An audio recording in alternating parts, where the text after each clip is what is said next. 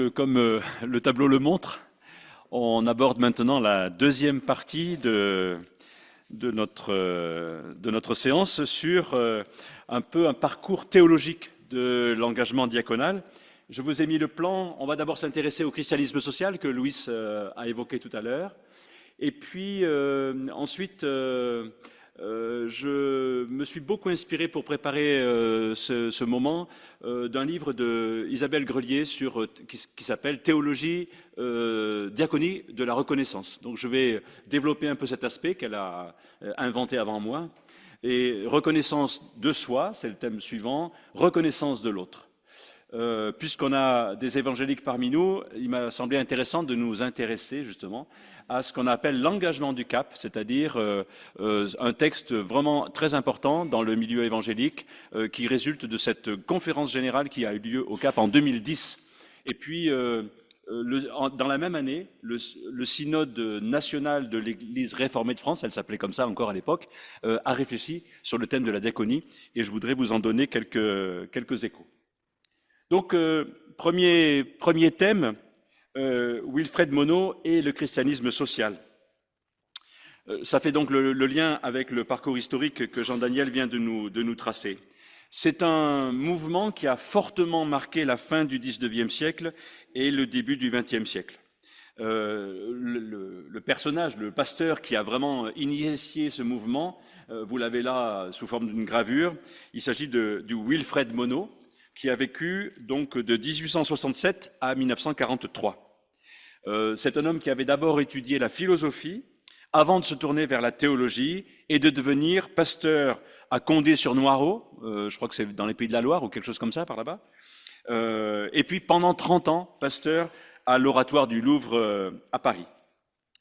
Et c'est un homme avant le macronisme du « en même temps », vous allez voir pourquoi. Au début de son ministère pastoral, il prend fait et cause, par exemple, pour des ouvriers en grève dans sa région. Mais en même temps, c'est quelqu'un qui vit une profonde expérience mystique dans la relation avec le Christ, expérience dont il parle à plusieurs reprises dans ses livres. Voici ce qu'il dit de cette expérience. « J'ai compris avec intensité que les cadres de la religion étaient trop resserrés pour le héros des évangiles. » Bien sûr, il parle de Jésus. Le Fils de l'homme appartient simultanément à tous les domaines de l'humanité qui prie, pense et agit. Il tient la clé de tous les problèmes concrets qui se posent, politiques et sociaux, moraux et philosophiques. Donc, on comprend à travers cette citation que Monod a une foi qui est profondément centrée sur le Christ. Et d'ailleurs, plusieurs fois dans ses sermons, puisqu'on a des recueils de sermons, il affirme que le Christ n'appartient pas aux églises, il n'est pas la propriété des églises, mais il appartient à la société tout entière et même, on pourrait dire, à l'humanité tout entière. Et c'est pourquoi, pour Monod, il n'est pas question de séparer, comme on vient de l'expliquer à propos de la loi de 1905, un christianisme social et un christianisme spirituel. Il n'est pas question que l'engagement au service du prochain ne soit pas en permanence nourri par la lecture de la Bible, par la prière et par une véritable spiritualité, on pourrait dire des profondeurs. Monod refuse que le Christ soit accaparé par les églises. L'expression est de lui, accaparé par les églises. Et pour Monod, le royaume de Dieu est une réalité qui est à la fois sociale et une réalité spirituelle. Ce royaume de Dieu correspond à une transformation du monde qui commence dès maintenant. Par exemple, quand les chrétiens disent dans le Notre Père « que ton règne vienne », ça ne veut pas dire se tourner les pouces en attendant que le règne de Dieu arrive, mais vraiment mener une lutte dans le présent pour l'établissement du royaume de Dieu, dans une collaboration de l'humanité avec Dieu. C'est vraiment la vision de Wilfred Monod, cette collaboration entre Dieu et l'humanité.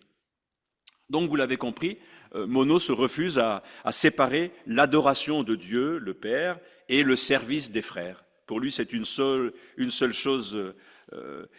Et d'ailleurs, s'il s'agissait de confiner l'Église dans le domaine religieux, lui, il appelle ça l'hérésie par excellence. Donc, c'est vous dire à quel point il est chatouilleux sur cette affaire-là. Il disait « Je ne veux pas aimer tantôt l'homme et tantôt Dieu. Vivre une vie laïque pendant la semaine et vivre une vie sacrée pendant le dimanche. Je n'ai qu'une âme. Et cette âme a un idéal, vivre. Si j'aime les hommes, j'aime Dieu. Si j'aime Dieu, j'aime les hommes. Cessez donc de poser comme des contraires les deux pôles d'une même vérité. Par exemple, Monod aime rappeler que pour Jésus, le second commandement, tu aimeras ton prochain comme toi-même, est semblable au premier. C'est ce que Jean-Pierre nous a dit la dernière fois. Et donc il en déduit que la mission de l'Église n'est pas seulement religieuse, mais elle est aussi sociale. Mais un engagement social toujours nourri, je le répète, par une dimension spirituelle. Exemple, ou preuve, comme vous voulez, c'est Wilfred Monod qui a créé ce mouvement, ce tiers-ordre protestant qu'on appelle les veilleurs. Ce mouvement existe encore aujourd'hui avec le mot d'ordre suivant, joie, simplicité, miséricorde. C'est donc une fraternité spirituelle de personnes qui, plusieurs fois par jour, prient en union les unes avec les autres. Wilfred Monod disait souvent, prier, c'est exaucer Dieu. Ce n'est pas Dieu qui nous exauce, c'est nous qui exauçons Dieu. Et pour éveiller la conscience de ces paroissiens, il n'hésitait pas à dire que quand vous ferez le bilan de votre vie, mieux vaudrait avoir vécu sans religion que d'avoir vécu sans amour. Mieux vaudrait avoir servi Jésus-Christ sans le nommer que d'avoir nommé Jésus-Christ sans le servir. Je vous fais remarquer que cette théologie qu'exprime Wilfred Monod est assez proche de celle de Dietrich Bonhoeffer, un théologien du XXe siècle qui a vécu et qui est mort durant la Seconde Guerre mondiale. Notamment celle que Bonhoeffer explicite dans un ouvrage qui s'intitule « Le prix de la grâce ». Sans remettre en cause le principe d'un salut gratuit, Bonhoeffer montre que la grâce de Dieu que nous avons reçue, eh bien, elle nous oblige en quelque sorte. Elle doit nous engager dans des actions qui manifestent cette grâce reçue de Dieu. Voilà pour le premier point. J'aborde maintenant cette idée que développe Isabelle Grelier dans ce livre qui s'appelle donc « Action sociale et reconnaissance ». Et on revient à la question que je vous avais posée tout à l'heure en commençant. Qu'est-ce qui peut motiver quelqu'un qui croit au salut gratuit pour s'engager au service de son prochain? Donc je me suis appuyé sur ce livre et je vous propose d'en reprendre quelques arguments. Je sais que je suis reconnu par Dieu lui-même. C'est Dieu qui est venu en Jésus-Christ se mettre au service de toutes ces créatures en détresse. Et aussi, tout naturellement, je me tourne vers mes frères et sœurs qui sont dans le besoin et dans la détresse. C'est vrai à titre personnel, mais c'est vrai aussi au titre de l'Église. L'Église ne vit que de la reconnaissance que Dieu lui accorde. Et c'est pourquoi l'Église se tourne vers ceux qui souffrent de rejet, de discrimination et d'exclusion. Tous ceux, justement, qui ne sont pas reconnus dans notre société, qui est de plus en plus une société de la performance individuelle. Je n'ai pas à prouver ma valeur par mes actes, mais ma valeur, je la reçois de Dieu, qui me considère comme son enfant chéri presque, j'aurais envie de dire. Et donc, face à la souffrance, les chrétiens n'ont aucun privilège. Peut-être juste une sensibilité particulière liée aux multiples interpellations qu'on trouve dans la Bible. J'en ai listé quelques-unes. Qu'as-tu fait de ton frère? Aimez-vous les uns les autres comme je vous ai aimé. Toutes les fois que vous avez fait ces choses à l'un de ces plus petits qui sont mes frères, c'est à moi que vous les avez faites. Et d'ailleurs, l'inverse est vrai aussi. Toutes les fois que vous ne l'avez pas fait à l'un de ces plus petits, c'est à moi que vous ne les avez pas faites. Le plus grand parmi vous, qu'il soit le serviteur de tous. Jean-Daniel l'a dit à l'instant, aujourd'hui dans nos pays occidentaux, les églises contribuent encore très largement au travail social en constatant la montée de la pauvreté, la crise de l'État-providence. Mais je crois une approche théologique est nécessaire pour tous ceux qui veulent mettre leur engagement social en relation avec leur foi chrétienne. Il s'agit de réfléchir un peu au fondement de notre action au service du prochain.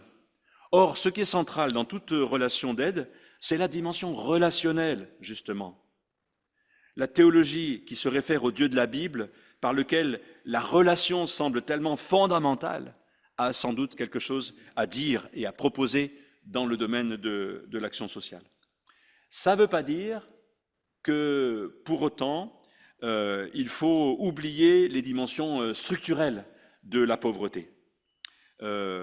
Aucune action diaconale ne peut faire l'économie d'une analyse de type politique. Les chrétiens doivent s'attaquer non seulement aux effets de la pauvreté, mais autant que possible aussi aux causes de la pauvreté. D'autant plus, et nous en prenons de plus en plus conscience, que notre comportement, nos habitudes de consommation contribuent, sans que nous en soyons toujours conscients, à fabriquer de la pauvreté. Nous avons pris conscience depuis quelques années que notre manière de vivre a un lien direct avec les évolutions climatiques et qu'elle compromet à la fois les équilibres naturels, mais aussi les équilibres sociaux. On parle d'injustice climatique ou de migration pour des questions de climat, etc. Donc, Isabelle Grelier parle d'une diaconie de la reconnaissance. Et pour elle, cette expression revêt plusieurs sens. On peut commencer par rappeler que dans la théologie biblique, l'être humain a été créé à l'image de Dieu.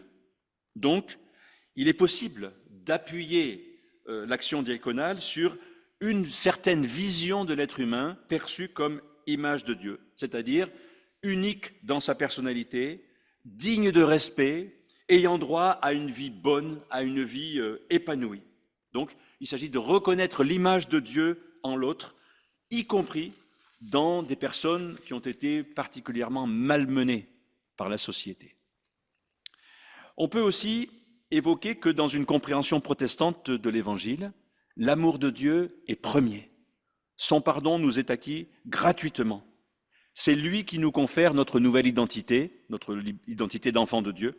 C'est lui qui nous justifie. Et donc, le croyant se sait aimé et reconnu par Dieu indépendamment de ses actions. On revient là-dessus comme un refrain. Mais du coup, ça veut dire que si j'ai accepté la justice que Dieu me donne, je suis libéré du souci de ma propre justice. Et je peux devenir réellement disponible pour les autres. C'est par reconnaissance de l'amour de Dieu pour moi, qui me libère de ma préoccupation de moi-même, que je suis amené à reconnaître l'autre comme mon frère, ma sœur, et à me mettre à son service.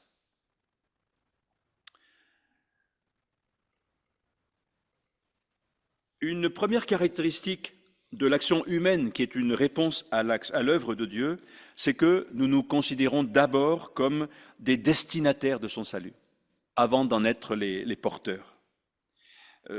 Dans les sociétés développées, l'identité de chacun est en large partie définie par ce qu'il fait ou par ce qu'il possède. Mais cette recherche d'identité se fait souvent sur le mode de la concurrence et elle conduit à l'exclusion de ceux qui ne peuvent pas soutenir la compétition que la société nous impose. Eh bien, sous l'éclairage de la mort et de la résurrection de Jésus, le chrétien expérimente que lorsqu'elle est reconnue et assumée devant Dieu, notre pauvreté peut devenir ouverture à une vie nouvelle. La parole reçue de Dieu ouvre pour l'être humain un horizon de sens et d'espérance qui l'aide à mieux comprendre le monde dans lequel il est appelé à vivre et peut-être à s'engager pour le transformer. Nous n'avons pas besoin de l'autre pour assurer notre salut, on l'a dit aussi plusieurs fois, et ainsi nous pouvons éviter d'instrumentaliser la personne que nous souhaitons aider. La justification par la grâce brise notre prétention à assurer notre salut par nous-mêmes et elle nous ouvre au fait de recevoir de Dieu le sens de notre vie. Et donc, elle ouvre notre diaconie à la réciprocité. C'est le mot que tout à l'heure Annie a prononcé. Ayant été acceptés par Dieu tel que nous sommes, eh bien, nous évitons de juger l'autre, de porter un jugement sur lui, même si, je dirais, il est dans une forme de déchéance à nos yeux, et nous sommes appelés à le reconnaître tel qu'il est et à reconnaître en lui ou en elle la valeur qu'il porte de manière intrinsèque. Réciprocité. Troisième partie, la question de la reconnaissance de soi. Et pour vous faire comprendre, il faut se rappeler de ce commandement que Jésus a mis en avant. Tu aimeras ton prochain comme toi-même. Et Jean-Pierre a déjà évoqué cette question. Il faut d'abord s'aimer soi-même pour pouvoir aimer son prochain. Ce commandement signifie que le sujet aidant ne peut pas faire l'économie d'un regard sur lui-même. Il ne peut pas y avoir de véritable reconnaissance de l'autre sans reconnaissance de soi. Tout engagement au service des autres et toute réflexion sur cet engagement renvoie nécessairement à le sujet à lui-même, à une réflexion sur lui-même. Est-ce que nous saurons, comme le Samaritain de la parabole, nous laisser émouvoir de compassion? Est-ce que nous accepterons de devenir le prochain de celui qui a besoin de nous? Est-ce que nous saurons ouvrir les yeux pour le reconnaître tel qu'il est? C'est en traitant autrui comme une personne qu'on devient soi-même une personne. Et réciproquement, ne pas le reconnaître comme une personne construite à la fois sur la loi et la liberté, eh bien, ça empêche de considérer l'autre comme une personne. Je dis cela en référence aux prêtres et aux lévites qui passent devant le blessé sans s'arrêter parce qu'ils avaient d'autres principes que ce principe de la dignité humaine. Il faut reconnaître qu'au cours des siècles, le christianisme s'est souvent révélé porteur d'une négation de soi. Refus du moi considéré comme haïssable, valorisation de la souffrance, élévation du renoncement à soi-même comme étant une haute vertu chrétienne. C'était plus vrai dans le catholicisme que dans le protestantisme, mais on le rencontre aussi dans le protestantisme. Voilà, à telle enseigne que le mot soigner est souvent devenu compris de cette manière-là, soigner, c'est-à-dire qu'il faut se nier soi-même pour pouvoir aller soigner les autres. Mais comment est-ce qu'on peut être capable de bienveillance et de disponibilité envers les autres si on ne l'est pas envers soi-même? Ceux que nous voulons aider risquent fort de souffrir d'une telle attitude et d'en devenir presque les victimes. En préambule des 10 commandements, Dieu se présente comme celui qui veut nous faire sortir de la maison de servitude. Donc sa visée et son désir, c'est de favoriser l'émergence d'un sujet autonome, responsable, et de rendre possible une relation vraie. Donc ça veut dire que Dieu nous veut sujets, acteurs de notre vie. Il souhaite trouver dans les êtres humains des partenaires pour une véritable relation et non des êtres humains qui seraient écrasés par sa toute-puissance. Il s'agit vraiment d'accéder à une foi adulte qui met l'accent sur la responsabilité et qui favorise notre engagement. Donc, une vraie reconnaissance des autres passe par une vraie reconnaissance de soi. Et pour le chrétien, cette reconnaissance de lui-même lui est donnée en particulier par une sorte de compagnonnage avec Jésus, qui est venu partager notre humanité et témoigner que Dieu est avec nous, c'est la signification du nom Emmanuel, hein. Dieu est avec nous, y compris dans notre finitude, dans nos limites. Et se reconnaître soi-même, c'est peut-être d'abord accepter sa propre finitude d'être humain. C'est renoncer au fantasme de toute puissance et ça nous permet de nous positionner dans une relation saine avec les autres. C'est-à-dire une relation qui n'est pas surplombante par rapport à ceux que nous voulons aider, mais une relation, je dirais presque, qui se met en dessous de ceux que nous voulons aider. Comme Jésus a lavé les pieds de ses disciples, ou s'est fait serviteur pour venir nous apporter le salut. Conséquence sur la diaconie, ce n'est pas en essayant de combler les manques ou en répondant à la demande qu'on vient en aide à la personne qui est en souffrance. C'est au contraire en essayant de mettre en place un dispositif en creux, de sorte que la personne puisse aller trouver elle-même toutes les ressources pour régler son problème ou pour traiter son problème. Et si on regarde bien, c'est vraiment l'attitude que Dieu a adoptée vis-à-vis de nous, en acceptant de se présenter comme celui qui meurt sur une croix. Si c'est lui qui meurt sur une croix, nous n'avons pas à nous sacrifier nous-mêmes en nous mettant au service des autres. Gardons-nous de nous mettre par rapport aux autres en position de sauveur, au risque de prendre la place de celui qui est le seul sauveur. Ça veut dire aussi Rencontrer l'autre en s'acceptant soi-même comme un être faillible, et non à partir d'un idéal de perfection que chacun nourrit plus ou moins au fond de lui-même. C'est en reconnaissant ma propre pauvreté et en assumant cette pauvreté que je peux entrer dans une relation vraie avec le pauvre, dans une démarche qui n'est pas de la bienfaisance, mais vraiment de la solidarité. On n'a pas dit ce mot tout à l'heure, mais je pense que c'est un mot qui est important. Paul Tillich, le théologien, disait « Le courage d'être, c'est le courage de s'accepter soi-même comme étant accepté par Dieu en dépit du fait que l'on soit inacceptable. » S'accepter soi-même comme étant accepté par Dieu alors qu'on se sait inacceptable. Parlons maintenant un petit moment de la reconnaissance de l'autre. Le thème du manque de reconnaissance revient très fréquemment dans les enquêtes sur le mal-être des Français. C'est vrai notamment au travail, le manque de reconnaissance dans le travail, c'est vraiment une plaie, mais aussi d'une manière plus générale dans la société. Nos contemporains aspirent à être reconnus tels qu'ils sont, c'est-à-dire sans jugement, sans discrimination, et donc par conséquent d'être accueillis au bénéfice d'une hospitalité radicale, on pourrait le dire comme ça. Et cette aspiration, je pense, révèle les carences de notre société en matière d'hospitalité. On le voit bien, non seulement envers les étrangers, mais aussi envers les demandeurs d'asile, envers tout un chacun. On exige que chacun fasse ses preuves, qu'il soit performant, qu'il soit efficace, qu'il se conforme à un certain standard de vie, à certaines valeurs, avant de lui accorder une reconnaissance minimale. Or, le souci de l'autre tel qu'il est, même dans sa fragilité, est au cœur de l'engagement diaconal. L'autre est là comme un être souffrant, diminué dans son intégrité physique ou mentale, blessé dans sa conscience ou dans sa dignité d'être humain. Et donc, cette réalité renforce chez celui qui veut l'aider à la fois un sentiment de proximité, on a compassion, mais aussi un sentiment d'étrangeté.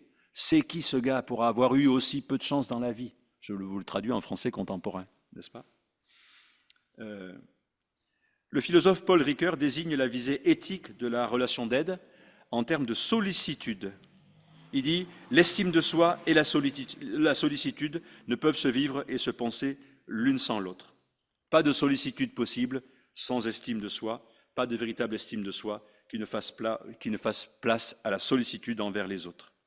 Et avoir de la sollicitude pour quelqu'un, c'est accepter de se laisser remuer intérieurement, être pris aux tripes en quelque sorte, pour lui montrer qu'il compte pour moi.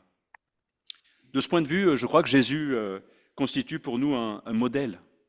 Il n'a pas cherché à juger les gens dont il s'approchait, mais au contraire, il les a toujours acceptés tels qu'ils étaient, malades, marginalisés, stigmatisés, égarés, rejetés, etc.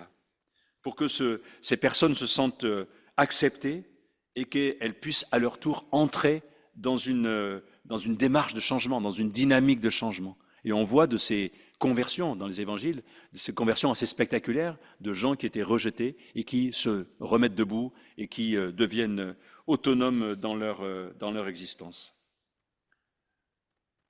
J'ai un peu... Voilà. Je vous donne une citation de Xavier Emmanueli, qui a été le fondateur du SAMU social. Et il disait que pour les personnes menacées d'exclusion, le manque d'attention, de considération, de chaleur pèse aussi lourd parfois que l'insuffisance de leurs ressources. Donc ce n'est pas qu'une question d'argent, ce n'est pas qu'une question financière. Il y a vraiment un déficit de relation qui est une cruauté envers ces personnes. L'un des dangers de toute relation d'aide, et je pense que ça sera développé dans la prochaine séance, c'est que l'aidant, celui qui aide donc, ne permette pas à la personne qui est en situation de dépendance d'être vraiment elle-même. Si celui qui aide n'est pas lucide sur lui-même, il risque, sans en être toujours conscient, d'imposer à l'autre son propre modèle. Il projette sur l'autre une image qui le renforce dans sa propre identité. Et ça, je crois, c'est un danger dont il faut se méfier, mais on le développera à la prochaine séance. Dans la fameuse parabole du jugement dernier que l'on trouve en Matthieu 25, le grand mérite de ceux qui sont qualifiés de justes par Jésus, c'est d'avoir pris en compte les difficultés de ceux qui avaient faim, qui avaient soif, qui étaient étrangers, nus, en prison, etc., et de leur être venu en aide de manière totalement désintéressée, sans même le mettre en relation avec leur foi chrétienne. Puisque c'est à la fin des temps que le Christ leur révèle que, en faisant ces choses pour les plus petits de ses frères, c'est à lui qu'ils les ont faites. Donc ils n'en avaient même pas conscience tout au long de leur engagement au service des autres, de le faire pour le Christ, au nom du Christ ou quoi que ce soit. Donc entrer avec ces femmes et ces hommes dans une relation de fraternité, c'est aussi entrer avec eux dans une relation de réciprocité. Et ça, c'est un élément très important. Paul Ricoeur estime que la réciprocité qui institue l'autre comme mon semblable et moi-même comme le semblable de l'autre est la requête éthique la plus profonde. Cette réciprocité, elle est d'autant plus importante que la relation d'aide est marquée par sa nature même, par une certaine dissymétrie. Il est souvent plus facile de donner que de recevoir, parce que cela me met dans une position de supériorité par rapport à l'autre à qui je donne. Il y a un proverbe africain, mon frère ne me contredira pas, qui dit « La main de celui qui donne est toujours au-dessus de celle qui reçoit ». Hein, la main de celui qui donne est toujours au-dessus de celle qui reçoit. Le don qui serait fait sans ouverture à la réciprocité me met dans une situation de pouvoir qui me fait courir le risque d'écraser l'autre par ma position. Donner, c'est souvent pour celui qui aide une façon de se rassurer sur lui-même, en évitant de reconnaître qu'il est vraiment démuni et qu'il n'a pas beaucoup de solutions à proposer. Parce que qu'est-ce qu'on peut donner en vérité? Qu'est-ce qu'on peut apporter dans une relation d'aide? Finalement, pas grand-chose. Un peu de reconnaissance, d'abord un peu de possibilités matérielles, d'assistance matérielle, ça c'est sûr. Un peu de reconnaissance, indispensable pour que l'autre se remette debout. Mais on ne pourra jamais mener à la place de l'autre la démarche qui conduira à se redresser, en effet, à retrouver son autonomie, à retrouver sa dignité. Finalement, dans la relation d'aide, on ne peut jouer qu'un rôle très modeste de catalyseur. Le catalyseur, c'est dans une réaction chimique, c'est l'élément qui permet que la réaction soit amorcée, mais sans interférer avec les éléments qui sont là, sans y prendre vraiment part. Donc le double souci qui doit animer toute diaconie, c'est celui de la progression de la personne vers une plus grande autonomie et celui de l'ouverture de la relation à une plus grande réciprocité. C'est le mot que citait Annie tout à l'heure.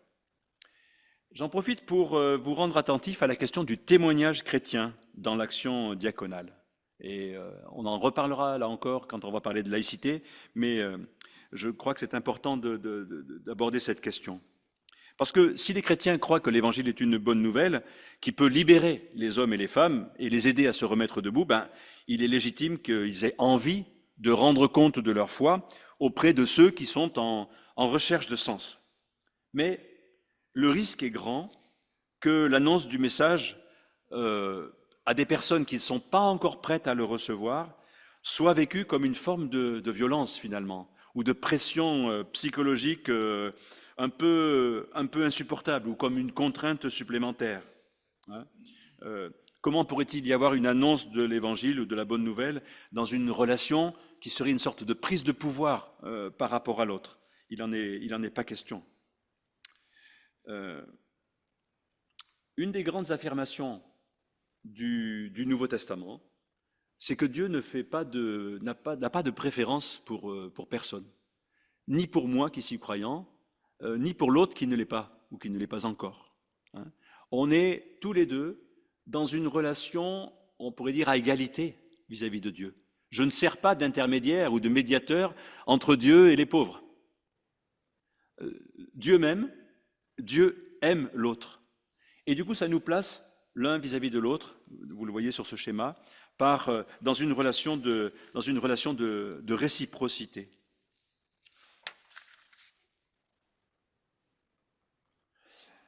Venons-en maintenant donc à cet engagement du Cap, c'est ainsi que se nomme ce texte, dont je vais vous donner quelques lignes. Le mouvement de Lausanne est né dans le monde évangélique suite au travail de l'évangéliste américain Billy Graham, et il s'est concrétisé par 3 grands rassemblements destinés à réfléchir sur l'évangélisation du monde. Le premier a eu lieu en 1974 à Lausanne. Il a rassemblé plus de 2400 participants venus de 150 pays. Le second s'est tenu en 89 à Manille. Et le troisième, donc c'est celui qui va nous intéresser aujourd'hui, dans la ville du Cap, en Afrique du Sud, en 2010. Et c'est ce rassemblement du Cap qui a abouti à ce texte que je crois très important dans le monde évangélique, qu'on a appelé Engagement du Cap. Pourquoi j'estime qu'il est important ? C'est parce que il me semble que ce texte marque une évolution sensible dans le monde évangélique. Auparavant, l'évangélisation se faisait surtout en obéissance à cet ordre de Jésus que l'on trouve à la fin de l'évangile de Matthieu, vous le connaissez par cœur. Allez, faites de toutes les nations des disciples et baptisez-les au nom du Père, du Fils et du Saint-Esprit. Matthieu 28. Eh bien, le mouvement du Cap, ou l'engagement du Cap, pose un autre fondement à la mission chrétienne, et elle pose comme principe que Dieu nous a aimés le premier.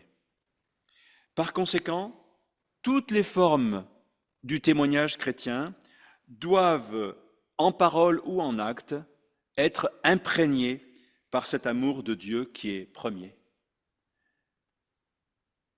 Je cite quelques extraits de ce texte du Cap. En formulant nos convictions et nos engagements en termes d'amour, nous relevons le défi biblique le plus fondamental et le plus exigeant de tous. Aimer le Seigneur, notre Dieu, de tout notre cœur, de toute notre âme et de toute notre force, de toute notre pensée. Deuxièmement, aimer notre prochain, y compris l'étranger et l'ennemi, comme nous-mêmes.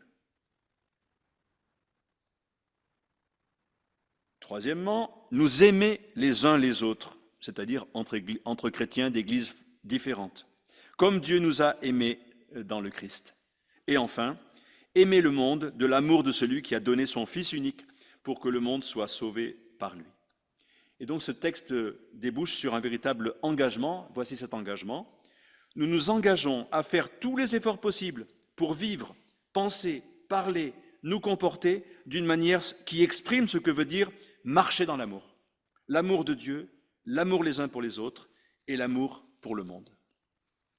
Et l'engagement du Cap détaille ensuite les domaines dans lesquels les disciples du Christ sont invités à travailler pour établir la paix. Les conflits ethniques, les victimes de la pauvreté et de l'oppression, les migrants, les personnes handicapées, les personnes qui vivent avec le VIH, la création qui souffre des dérèglements causés par l'activité humaine, et aussi la paix envers les personnes qui professent une autre religion que la foi chrétienne, pour que leur liberté de conscience et de religion puisse être garantie.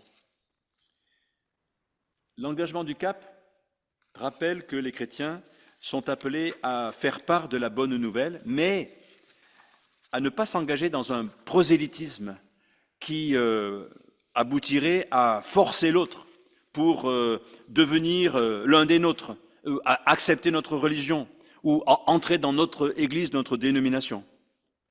Loin de faire miroiter un idéal d'église conquérante, comme pouvait l'être peut-être une mauvaise interprétation de l'ordre de Jésus. Allez dans le monde entier, faites de toutes les nations des disciples. Là, on est dans une dynamique de conquête. On pourrait être dans une dynamique de conquête.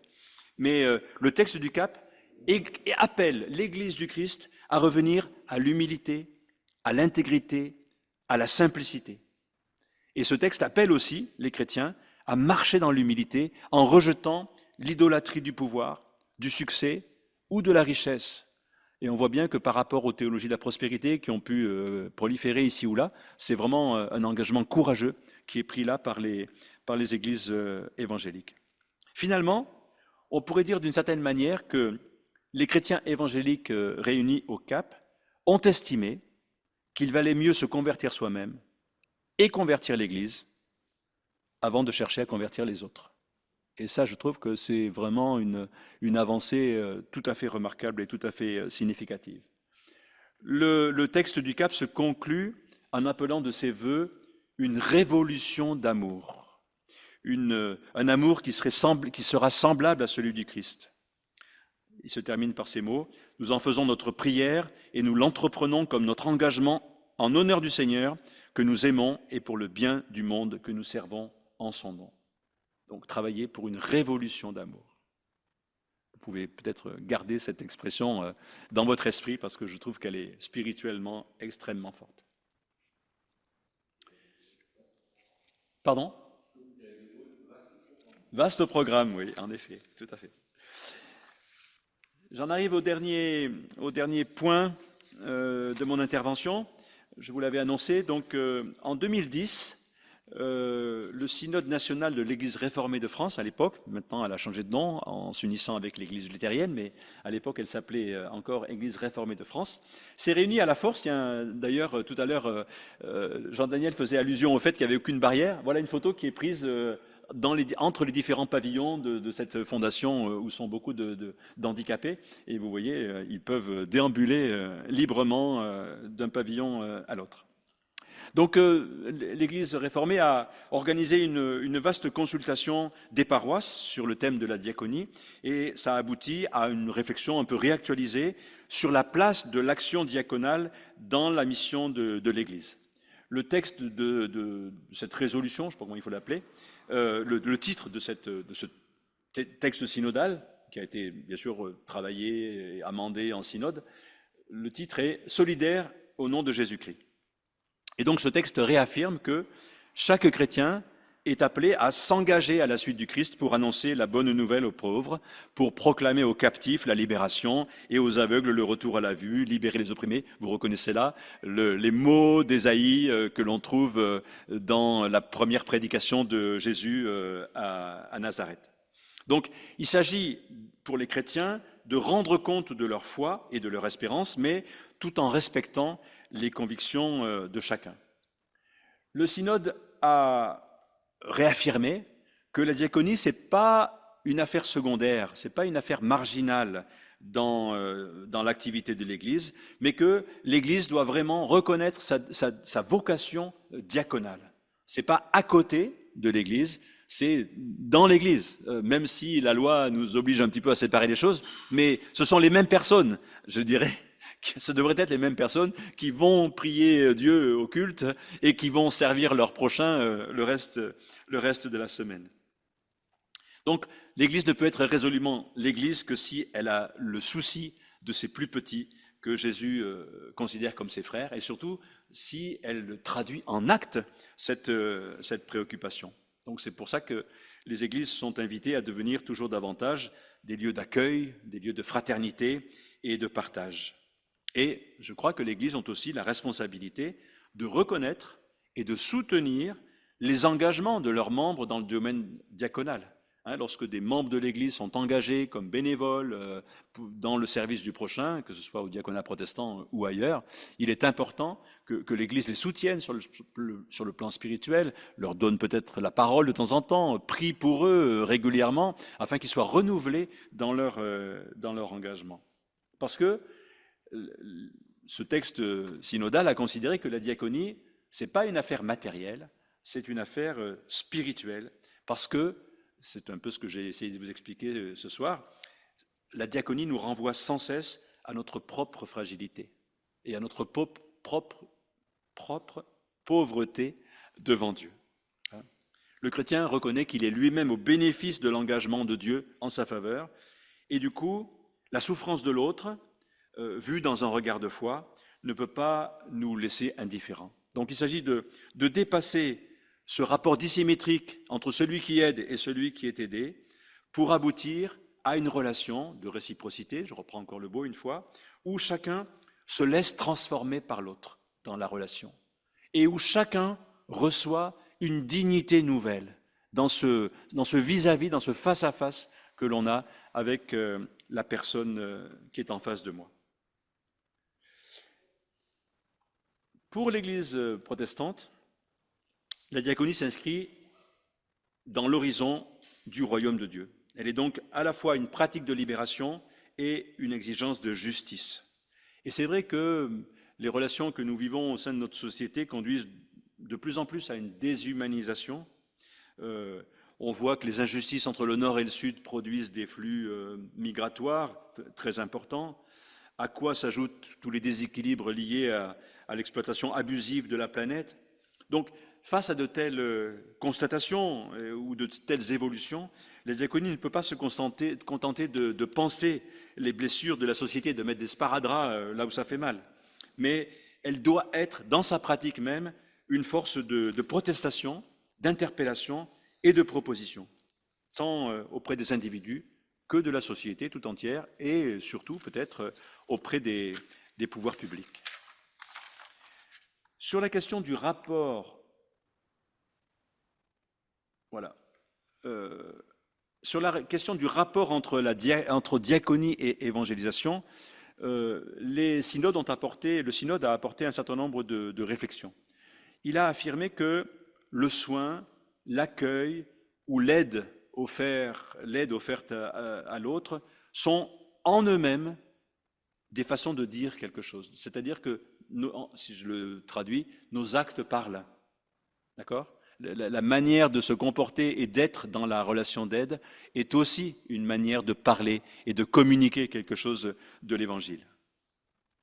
Deuxième affirmation, l'action diaconale vaut par elle-même et elle ne doit pas être un prétexte ou une amorce pour pouvoir annoncer l'Évangile. C'est-à-dire, je t'aide, mais tu dois écouter ce que j'ai à te dire. Et on lui balance l'argumentaire d'évangélisation là pour le convertir sur le champ. Je crois que ça serait justement nier cette gratuité de l'amour de Dieu qui est premier. L'amour de Dieu est premier. La diaconie ne serait pas complète si elle ne portait pas le souci de l'être humain dans toute cette dimension, sans occulter la dimension spirituelle. Et c'est le message qu'on essaye de faire passer à quelques-uns ici au diaconat protestant, en disant il n'y a pas de raison que les gens laissent leurs convictions au vestiaire quand ils passent la porte et quand ils entrent dans ce bâtiment. Ils ont souvent eu des parcours de vie extrêmement chaotiques, difficiles. Certains ont traversé la Méditerranée sur un truc gonflable qui menace de couler à chaque instant.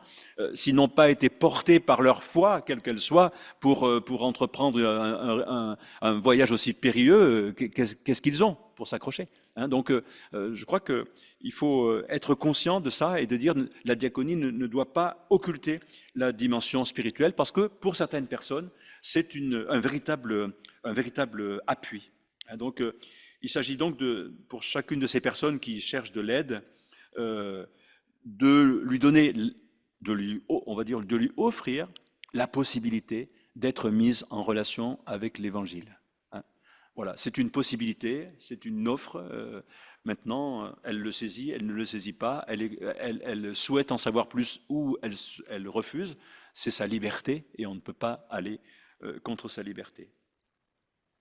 Sans oublier aussi que dans la situation de fragilité et de dépendance qui est souvent celle des personnes, il faut vraiment veiller à ce que jamais le message chrétien, le message de foi, ne puisse apparaître comme une condition de l'aide. Je t'aide seulement si tu m'écoutes. Non. Là, ça serait vraiment dénaturer l'Évangile, dénaturer la gratuité avec laquelle Jésus est venu nous annoncer la bonne nouvelle. Et puisque je fais allusion à Jésus, je voudrais juste pour terminer vous rappeler cet épisode où Jésus croise 10 lépreux. Il les guérit, tous les 10, mais il n'y en a qu'un seul, un Samaritain en plus. Ça, c'est un peu la pointe de la parabole. Il n'y en a qu'un seul qui choisit de revenir voir Jésus pour témoigner du relèvement qu'il a vécu et qui, on suppose qu'il va devenir disciple et qu'il va, en tout cas, suivre Jésus, ou en tout cas, mettre sa foi en Jésus et qu'il va vivre de cette foi chrétienne. Les autres ont seulement été guéris, ce qui n'est déjà pas rien, mais on voit bien dans cet épisode que Jésus apporte son aide en laissant à chacun sa pleine liberté de construire son propre chemin. Les 9 sont partis et n'ont plus revu Jésus jamais, et un seul sur les 10 est revenu. Eh bien, si 9 lépreux guéris par Jésus ont fait le choix de ne pas revenir, je crois que ça doit nous apporter ou nous amener à beaucoup d'humilité. Si Jésus lui-même n'a eu qu'un succès de 1 sur 10, à plus forte raison, nous qui ne sommes pas Jésus, devons-nous nous contenter peut-être de résultats beaucoup plus modestes. Mais on est vraiment dans cette perspective d'une offre de l'Évangile qui est gratuite, qui ne s'impose pas, mais qui se propose à toute personne désireuse de l'écouter et de l'entendre. Et c'est dans cette dynamique-là, qui est à la fois du respect, mais aussi une forme de responsabilité, de témoigner de ce qui nous fait vivre, que nous voulons vraiment entrer dans la diaconie et vivre notre diaconie.